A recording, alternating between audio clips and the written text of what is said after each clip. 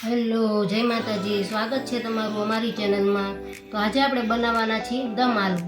એના માટે મેં લઈ લીધી છે આ નાની બટેકી આવે તે જોઈ શકો છો તમે. એને મેં બાફીને 2 સીટી વગાડવાની છે આપણે બાફીને અને લઈ લીધા છે આવી રીતના નાના આવે તે બટેટા. પછી તેમાં આપણે આવી રીતે હોલ પાડી દેવાના છે.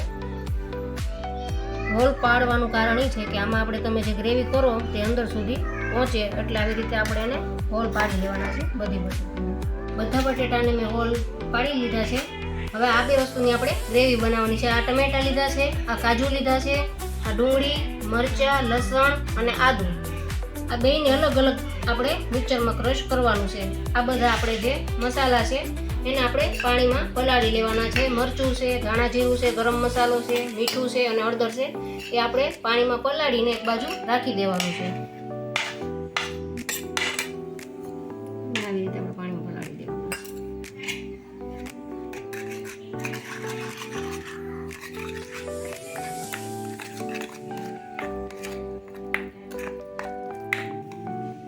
આ તમને ગ્રેવી કરી નાખવાની છે. હવે જે આપણે બટેટા છે એના આપણે ફ્રાય કરવાના છે. એટલે થોડા બ્રાઉન થાય ત્યાં સુધી આપણે એને ઓછા તેલમાં એકદમ કોફી જેવા થઈ જાય બ્રાઉન જેવા ત્યાં સુધી એને ફ્રાય કરી લેવાના છે. ધીમા તાપે આપણે એને ઘડીક પડ્યા રહેવા દઈશું. આ જો આપણા બટેટા થઈ ગયા છે ફ્રાય. જો આવી રીતે બ્રાઉન થઈ જાય ત્યાં સુધી આપણે એને તળી લેવાના છે. બધા થઈ ગયા છે સરસ બ્રાઉન એકદમ. પછી એને આપણે કાઢી લેવાના છે. ડીશમાં કાઢી લેવાના.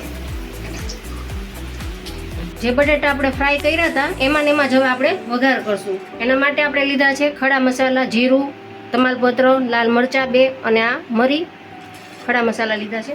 એને આપણે એમાં નાખી દઈશું.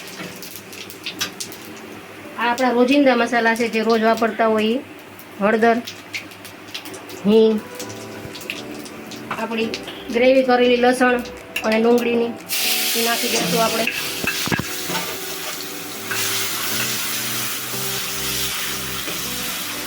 બેયની અલગ એટલે કરવાની કેમ કે આપણે ડુંગળી હોય એને સતળાવવાની હોય છે એટલે આપણે અલગ ગ્રેવી કરવાની.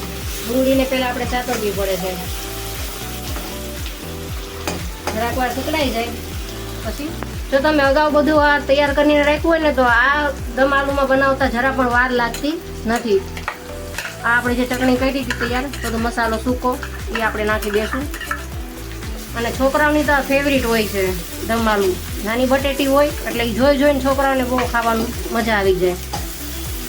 એને આપણે ખૂબ સાતરી લઈશું. એકદમ સરસ તેલ ઉપર આવી જાય ત્યાં સુધી એને આપણે આવી રીતે કરવાનું છે. જો તમે જોઈ શકો છો આનો કલર બદલાઈ ગયો છે.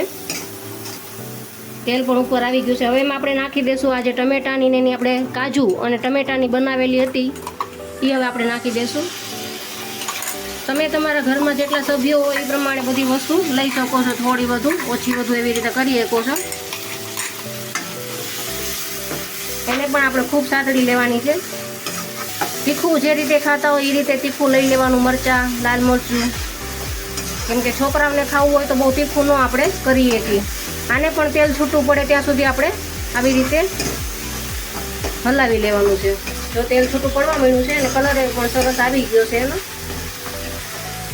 એમ હવે આપણે નાખી દઈશું ઘરનું બનાવેલું બટર.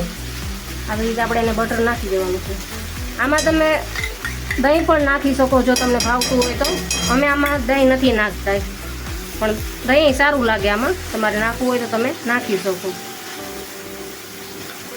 જો બટર નાખવાથી કલર એકદમ ચેન્જ થઈ ગયો અને તેલ પણ આપણું ઉપર આવી ગયું છે. હવે એમાં આપણે નાખી દઈશું ફ્રાય કરેલી આ નાની બટેટા. એને આપણે આવી રીતે નાખી દેવાનું છે અને એને થોડી વાર રીતે પકવવા દેવાનો છે આ મસાલો બધો. એટલે જે આપણે અંદર હોલ પાડ્યા છે બટેટામાં એટલે મસાલો બધો અંદર સરસ બટેટીમાં ચડી જશે. તમને જો અમારી આ રેસીપી ગમી હોય તો લાઈક કરજો, શેર કરજો, સબસ્ક્રાઈબ કરજો અને કોમેન્ટ કરજો કે અમારી રેસીપી તમને કેવી લાગી એમ. ઘડીક વાર આપણે એને આવી રીતે રહેવા દેવાનું છે. તો ચાલો આ આપણું દમ આલુ થઈ ગયું છે રેડી. તો કેવું લાગ્યું તમને કોમેન્ટમાં જરાક કહેજો.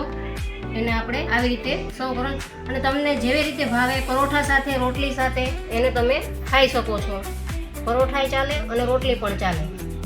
માથે જરાક લીંબુ નાખી દેવાનું. જો તમને દહીં ભાવતું હોય તો દહીં સાથે પણ તમે ખાઈ શકો. તો આ તૈયાર છે અમારું દમ આલુ.